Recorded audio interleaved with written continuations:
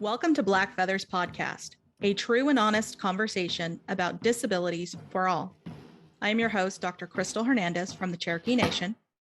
In life, the understanding of bravery is often misunderstood. It is not the flashy or the loud. It is the sharing of oneself, being vulnerable in ways that can better the lives of those around us.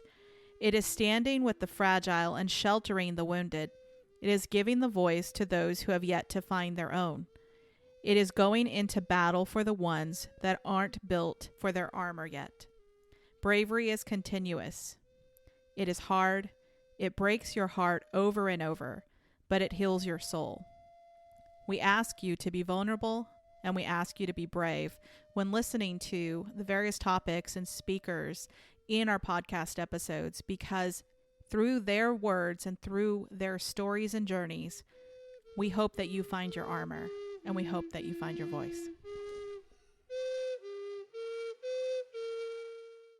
So today on Black Feathers Podcast, we have the privilege of having Dr. Emily Shea Tanis join us from the state of the states. She is an associate research professor at the Kansas University Center in Developmental Disabilities Lifespan Institute at the University of Kansas.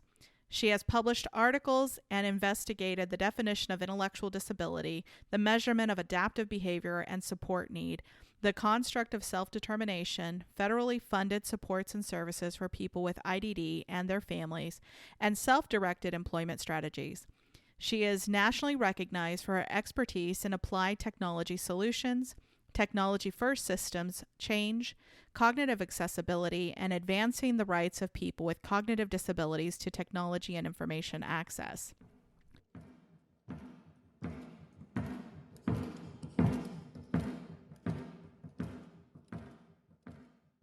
So service systems must include our tribal nations, not just in theory or symbolically, but from the foundation. Tribal nations should and must be included at every single step of the creation of systems, evaluation of systems, and the evolution of systems. That is how we came into the Black Feathers Podcast conversations. And I'm very excited to welcome our guest, Shea Tanis. Shea, will you tell us about yourself? Hi there, Crystal. I am so proud of this podcast and so happy to be a guest.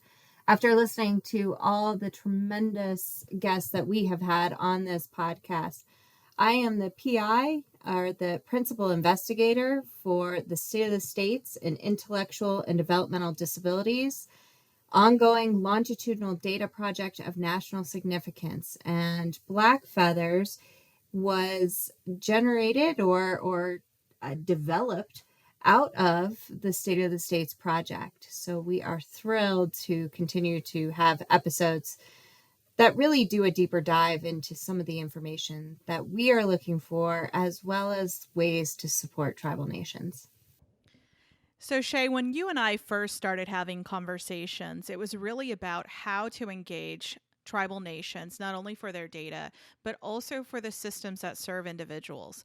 And so in those conversations, we did discover there's a lot of gaps and there's a lot of opportunities that were still on the table. And so we came up with the concept of reaching in a very different way through storytelling and trying to collect information in a way that was respectful and gave honor to the very people that we were trying to reach and serve. And so that is one of the greatest stories that I like to tell is, how I met Dr. Tanis and how that evolution came about to create such a thing as Black Feathers Podcast. And so we have had fantastic guests, as you mentioned, from various tribal nations and service organizations coming forward and sharing not only their personal journeys and connections to the disability community, but also resources and ways that they are trying to move the dial on inclusion and equity and service structures in Indian country. Yeah, I think when we initially started this, it was really, what do we know? And the answer was we know very little. There has not been deeper investigations to understand the experiences of tribal members with intellectual and developmental disabilities and cognitive disabilities in general. As a project of national significance that captures data and captures national data longitudinally around what people are using for services and supports in their own environments, there was a clear gap in understanding this community. And I think the Black Feathers was really a exercise in what we would really call inclusive research design, going to the community and saying, how do we reach out to you? How do we inform others by listening rather than asking you to respond to our questions? Really leaving it very free form, because without that free form, without that flexibility, we miss out on real critical conversations that go outside what are the parameters of traditional services and supports and traditional ways to interact with individuals. And this has been a long journey for us at the State of the States. You know, it started 2 years prior to Black Feathers actually being established. And it was really a deep learning curve for us, learning about how to interact, how to build trust. And it takes time, and through those experiences, we've made some small steps, but also I think we've made tremendous steps in being able to understand and listen in better ways. You know, we talk about that, you and I, but also I talk about that in other meetings and committees and in organization gatherings, is that we don't we don't often see programs and projects that reach in ways that understand the cultural relevance and structures of Indian country. And so it was really critical to have not only that in mind when creating this pathway forward, but also realizing that the traditional way of doing things in academia, for example, or research, for example, don't always fit well or have the appropriateness that is needed to really get the information and to really establish the relationships that are necessary to have an authentic, outcome. So what do you think is kind of our path forward on just establishing those protocols that are actually fluid, those ways of creating the relationships that do have mutual benefit? What do you see as some of the biggest hurdles or ways forward?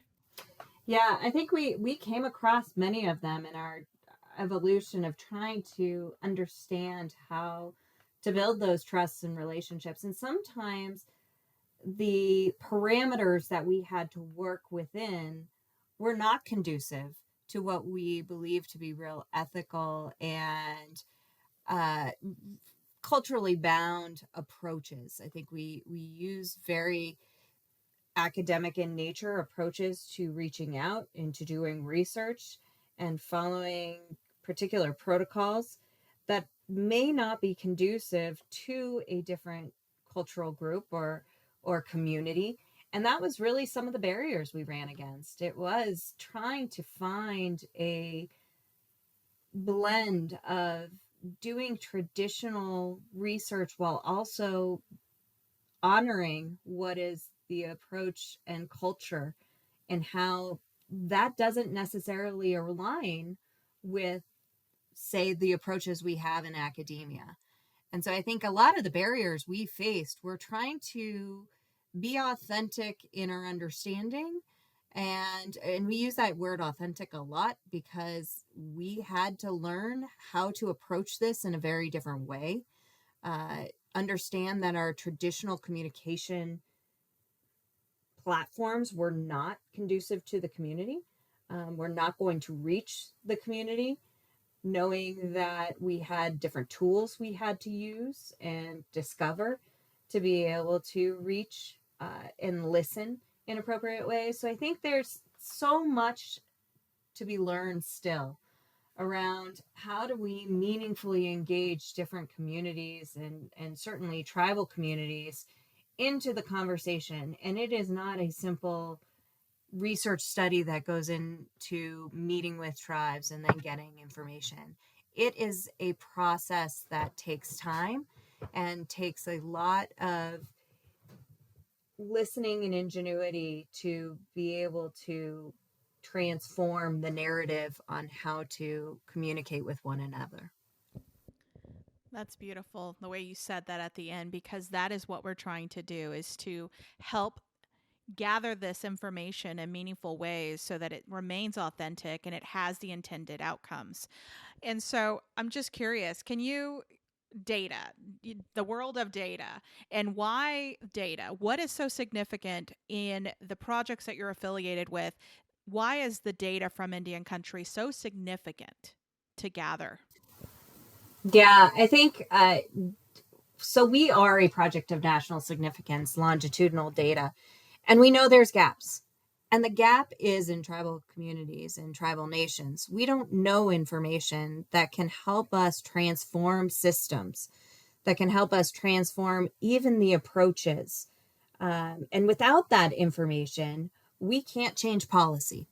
Uh, and we're at the point where we have heard for so long from individuals, special stories, case studies, etc., but we need a critical mass to be able to really transform policy. And so part of this project, really, what our project does in general, what the state of the states does in general, is look at determinants of public spending for intellectual and developmental disability services. But what that translates to in practice is giving people data to be able to get what they need, get the services and supports that they need. We don't know what services and supports tribal nations need. And so without that critical mass of data, we can't transform what is the service delivery system to better meet those needs. And so much of where we have tried to go is start the conversation, start to think about what data infrastructures really tell the story, what tell the journey, and also the approaches. So we had to really transform not only the questions, but also the process and the approach in a way to then gather the information. And I think we still have so much to do to gather the information from tribal communities that tells their story, transforms the service delivery system, really looks at systems change so that they get access to the things that they need. And I know, working with several tribal nations and being a tribal citizen myself, I know that there is massive distrust and methods of collecting our data, but there's also a distorted belief by the data collection infrastructure. And so that is that we're all the same, and that is that all tribal nations are the same, when in fact there are some differences and some similarities, and there's just a beauty that each one possesses that really should be captured. As you mentioned, what are the actual resources and services that would be beneficial for those citizens within that nation? And then also, a step further than that, what services would support the community to have self governance and to be able to have wellness and healing and reparations, and have that path forward for them be one of beauty and benefit. So it is critical to find those ways to gather that data and to really, instead of assuming, really have information to give to those stakeholders, those policy creators, those legislative members, etc., that can make the decisions, that can fund the things that will do the exact thing that we hope for every nation. Yeah, and I think we've also learned that we've been operating under a presumption that the systems that we have created thus far work for everyone, right? So you have a menu of services, you have a menu of supports that you may select from, uh, that are offered. But what we haven't done is a real deep dive into, are those services culturally accepted? Do they meet the needs of the community? Or should those services and supports be designed and delivered by the community members themselves, creating a whole new menu of services that are embedded in the culture? And I think that's a lot of what we've found through this process is, while there are wonderful menus of services for people to choose from, they're not really culturally rooted to address the unique needs of tribal nations. and the unique approaches, the value of that honor of culture and practice and history, and without allowing the tribes to create those themselves and also drive them and be the ones administering them, we've really lost the connection to that community. And really, as we've moved through this process, it's become more an advocacy and ally role for us to say we want tribes to have that autonomy. We want them to have that direction because it really does honor the culture itself by creating those services and supports that make the most sense to further the community's interest in history. So you mentioned information that it strikes me, it strikes a memory. So there's a beautiful graphic that I love to share with a lot of folks, and it talks about systems. And you talk about the menus that are designed with systems and services, supports and services, and those are fantastic, but they're not individualized for the unique needs of each of the tribal nations and the citizens within those nations because they're not at the table in the process of creating those systems. And the graphic talks about hard to reach services or hard to reach populations. And so they create this tall building with vines and all sorts of obstacles down the side. And then there's an elevator that's kind of hidden and tucked away. And at the top of the building, there's all these wonderful supports and services, all these visual things, social services, housing, mental health, etc. And you have a lot of individuals that are down at the ground level and they're looking up at the services. One, they can't see everything that's up there, therefore they don't know what they don't know, but they know that they need to go up. And they know that they need to get to those things in order to have a better quality of life and better chances in life. But they can't climb through the vines, or if they do, it's going to be more difficult, right? And only certain people with the resources, aka the key, can use the elevator. So that means you have to have the resource to get more frequent available resources that are kind of tucked away and hidden. And so on the side it talks about difficult to reach population or difficult to reach services. You decide. So the reality of it is we have to have more individuals with lived experience from various types and various walks of life, including our tribal citizens with various tribal affiliations, to be able to come to the table and build those systems of supports and services. And I love that you mentioned, because we've talked about it, is giving the tribal nations the ability to build the systems themselves or to create those support services and have the funds handed to them to do just that and give the power back to them and really honor their sovereignty, but also their dignity, and have culture really be that foundational protective factor that we know it is in the system construction. Yeah. I think what we've learned, we track home and community-based services waivers, and those are kind of the funding lines that provide services in the community. And those generally come through the state, and then they're administered by entities. And there are several steps that one has to take if they're part of a tribal nation to access those. In this process, or in this learning, I think that we have embarked upon for several years, it's really been the recognition that those services, those waivers, it's one thing to have people at the table to develop them too, but I think the critical piece, more so than even being at the table, because we can talk about consultant theater and tokenism, but more than having people at the table is having them have the power to administer those programs and services. Because without that resource, without the ownership of being able to administer them, create them themselves within their own authorities, I think you miss out on another gap. That other gap is you can inform someone about what you want, but in real time, the administration of a service or a support looks very different when done by someone else, even if you've had the opportunity to provide feedback.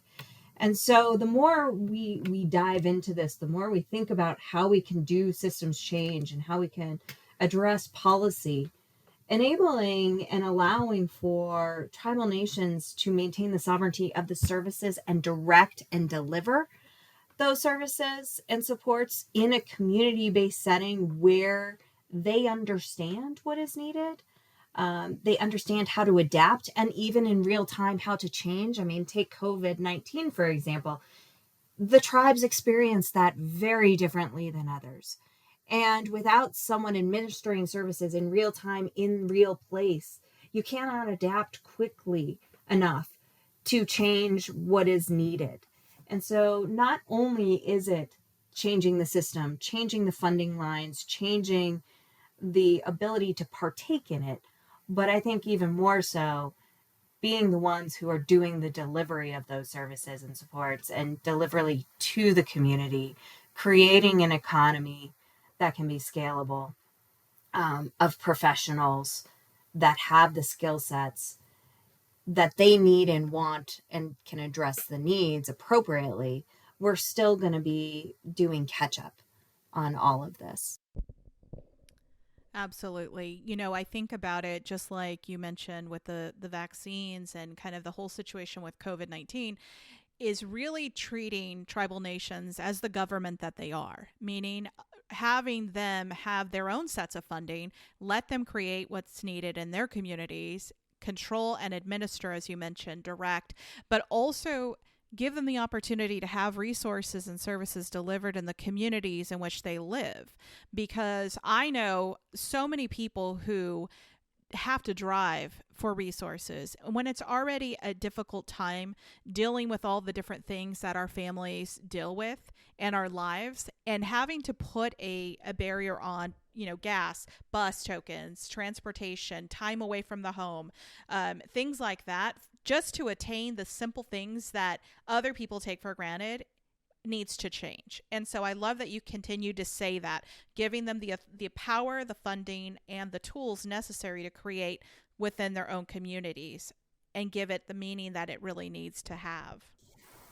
Yeah, the challenge is, however, without having some critical mass of data to tell us that that is what is needed, to tell us what is missing, it's hard to drive policy. It's hard to have a voice when, it's a select few. It's why you need that critical mass. It's where the data becomes valuable, is being able to speak as a collective whole, despite the differences. We have differences across disability groups as well.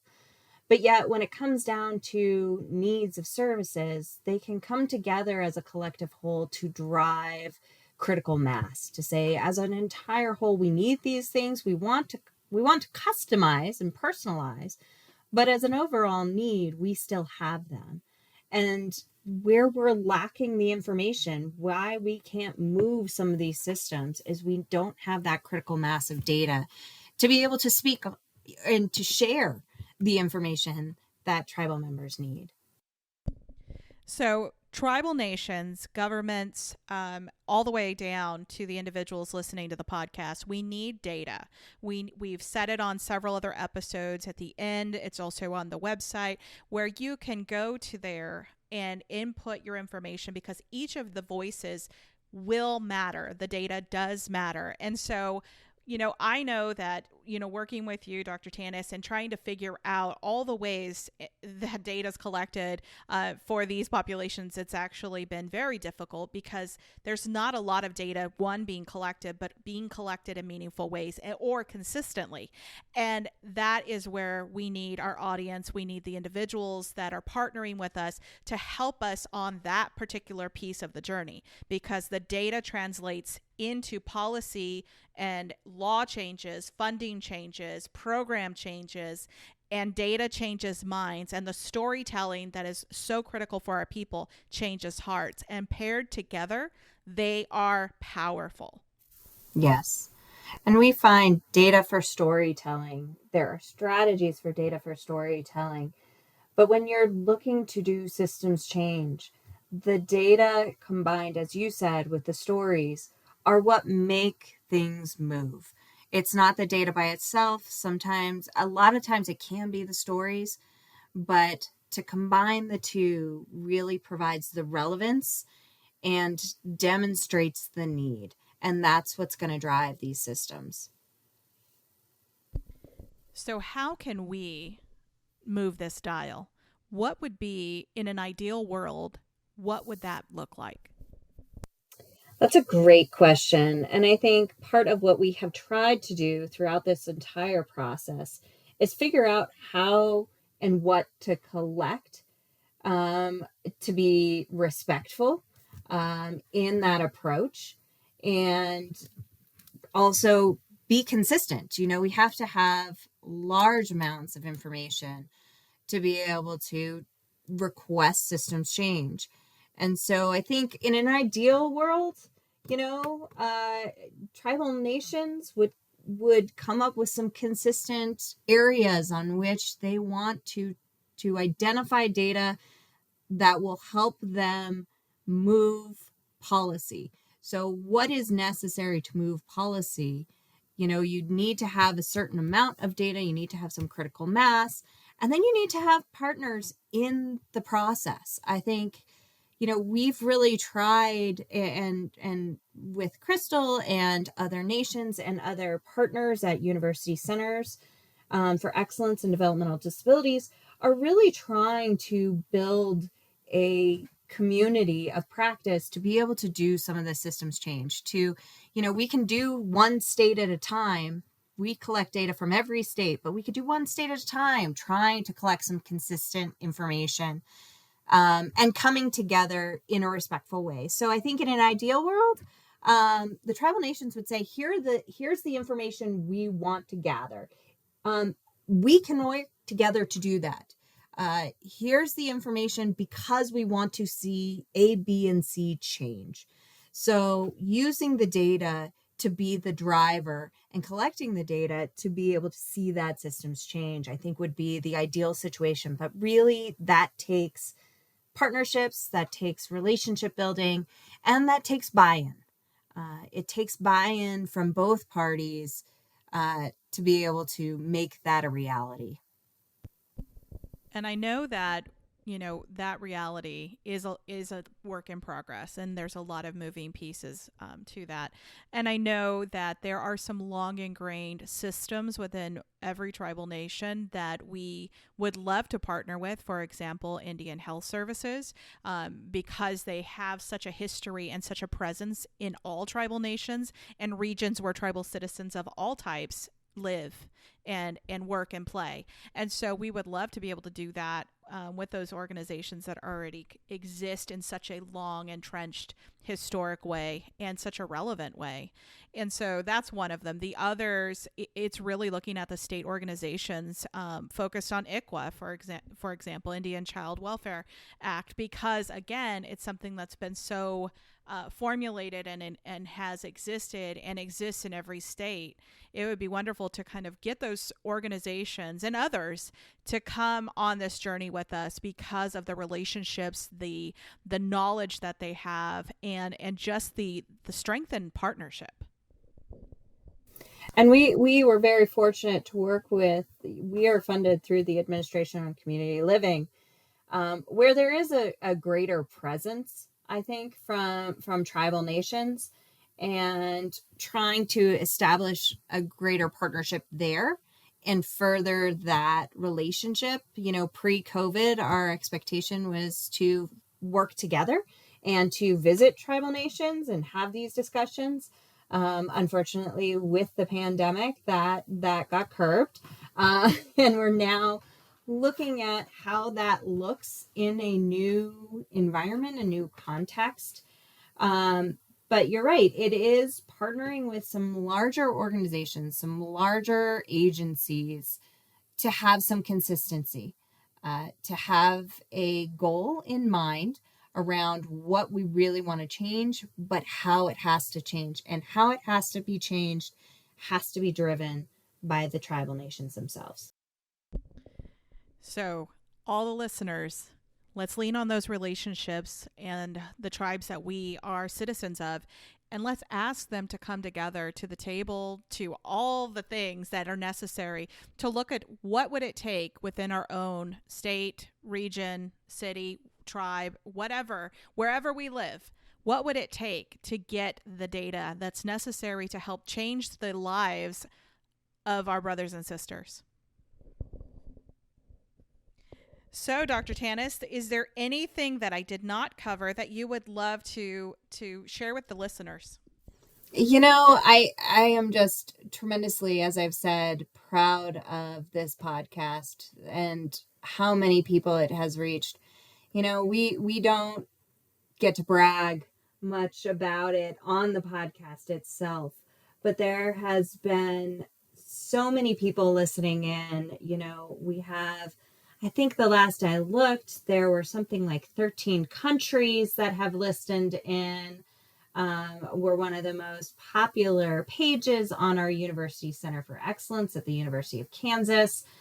And I think what we have not been able to do is brag a little about how we have been able to reach a new audience. And what we hope is that's just the beginning, that this was just the seed that we planted to be able to start the conversation. I think as we look to the future for what Black Feathers is, how it can have impact, I think there's a lot of opportunity here. How do we join with others? But I am so proud of the job that, Crystal, Shauna, our team at the State of the States to produce Black Feathers has done. And I wanted to take an opportunity to also thank you, Crystal, because without you, without our conversations and the willingness to try something new that we've had within our program and the flexibility that the Administration for Community Living allowed us to have to make this happen, we wouldn't have had these intimate, really powerful conversations. And so I'm so proud, and I thank you for taking this on and letting us join you and the community on this tremendous journey of what is Black Feathers. And our hope is we see this continue on into the future with other partners, with opportunities. And so if you are a listener and interested in doing more with Black Feathers, engaging more with Black Feathers, we invite you to contact us as well. Or if you have a conference or an event or just a magazine, journal, we would love for you to be able to share the content, the link, the resources, or just build relationships with us, because those relationships are so incredibly important and valuable as we continue this path forward. Well, I think that's it for your content. Unless you have anything else, did you want to mention anything else? No, I really just wanted to put in the plug around kind of how much this has been valued. I don't think people are realizing how much the podcast is being listened to. Um, and what it's transforming, what it's trying to do is transform those communication lines and look at things in a different way. And so I that was really something I wanted to hit on, because I think as we think about inclusive research and we think about how to be culturally rooted in our approaches, this is a really good example of that. Um, and it was not planned. I We did know. not plan I for this know. to happen. There's so much information out there, whether it's a webinar, a flyer, one pager, or even, other podcasts, but it's not really something that takes the intersection of the disability community and tribal nations and puts it together into the world to help others realize they're not alone in their journeys, and that their voices and stories do matter, and that people in those seats of decision making at tribal nations and elsewhere have an incredible opportunity to do better and do more for the people that need them the most. Yeah. Yeah. I have been so proud that we were able to do Black Feathers. And I just want to see others kind of emulate the opportunity and go to tribal nations to say what's gonna fit you, rather than we want to take our existing infrastructure and put it on top of your culture and make you fit into it. Correct. Correct. Those days are over, I hope, is that we have come to an understanding that that can no longer happen, and that we are here, our voices and we matter, and that it is more than time to finally say we want to be part of building those systems And we want to be part of building the solutions that are going to create better lives for our own people. Yeah. And we are going to administer them. We have the power, we have the knowledge. And if we don't, we want that knowledge. We have earned the right to get that knowledge, to have that knowledge. And as you mentioned, the data is so necessary so that you can have those individuals in those decision making seats really start to say policies and the laws and the ways things are funded or created must shift. It is beyond that time. They do not work. I Correct. think the recognition of the tremendous gap in information utilization and just engagement tells us it does not work, that the traditional approach does not work. And so we have to be innovative in thinking about, and not innovative, but just listen. Because just like, individual budgets happen for people with disabilities, they want their own money to do what they want with it. They don't want to be told, here are the parameters by which you can use this money for. Self-directed funding is exactly that. And there's no reason that approach shouldn't shift to cultures, shouldn't shift to communities, to say, we understand this better than you're going to create a system to understand it, even with us at the table. So this is definitely in alignment with what is the approach to community based, to self-direction. But the system has to really move there. It has to transform. Absolutely. I couldn't think of a better way to end it. Is transformation is necessary, and it is beyond time to do the things that are difficult to do to make that transformation a reality.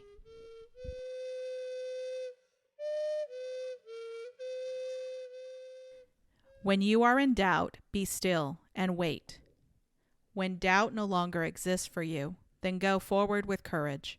Chief White Eagle, Punka.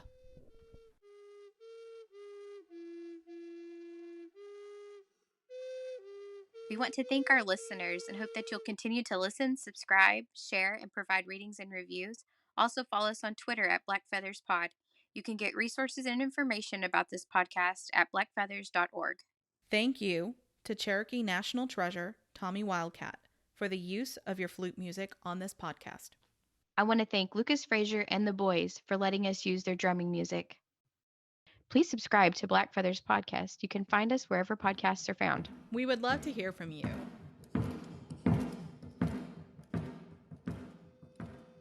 Tell us about your journey with disability and guide us on future episodes of Black Feathers by visiting blackfeathers.org and answering a few short questions at the bottom of that page.